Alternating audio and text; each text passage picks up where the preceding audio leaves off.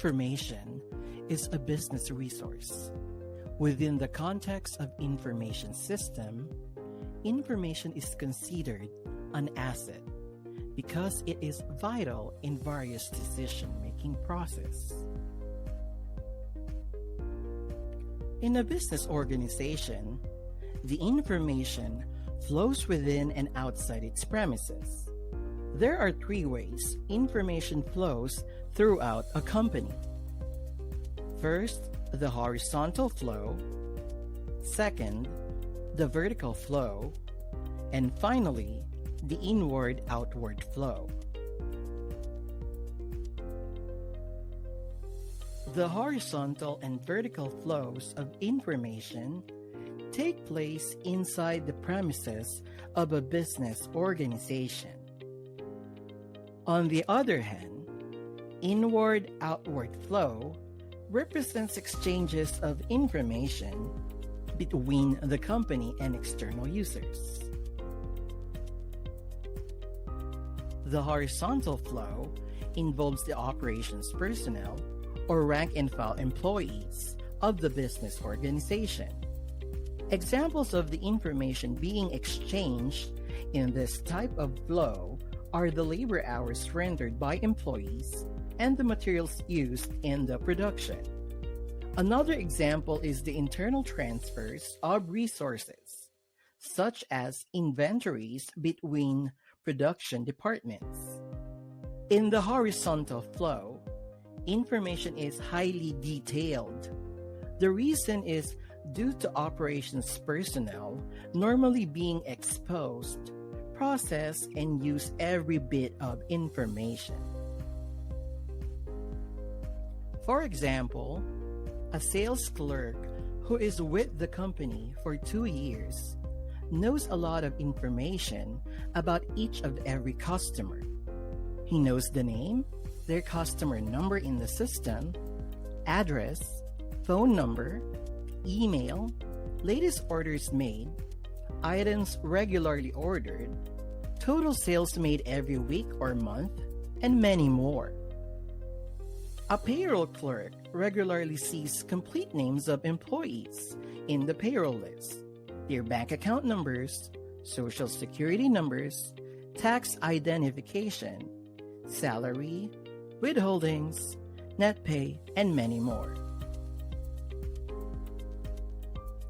The vertical flow involves the exchanges of information from top management to operations personnel, or vice versa.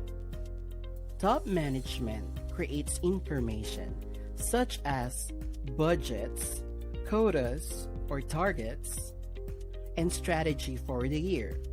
This is called the downward flow of information. Operations personnel captures the actual information such as actual sales and expenses. The actual information is summarized, compared with targets and budgets, and communicated to operations, middle, and top management. This is called the upward flow of information. The information in vertical flow is aggregated. As the information goes up every level of management, the information becomes aggregated or summarized. For example, the accounts receivable clerk needs to prepare monthly aging report and send it to his or her manager. The manager is interested in the total amount of the outstanding receivables of each customer and not interested in any other details such as the breakdown of the balance of the receivables. The accounts receivable clerk is also required to submit a monthly report to the top and middle management, who's interested only in beginning and ending balances of the accounts receivable.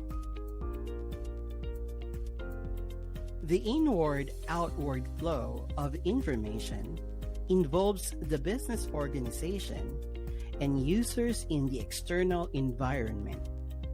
Examples of external users are customers, vendors, banks, and government institutions. For example, the exchange of information between a customer and a sales clerk. The customer sends the details of his order, such as his name and customer account number, item, quantity, shipping address, and any special shipping instructions. The sales clerk captures the details of the order via a sales order document, informs the customer of the price of each of the items ordered, total sales order amount, and enters it in the accounting information system. To recap, here is the summary of the lesson regarding information flows.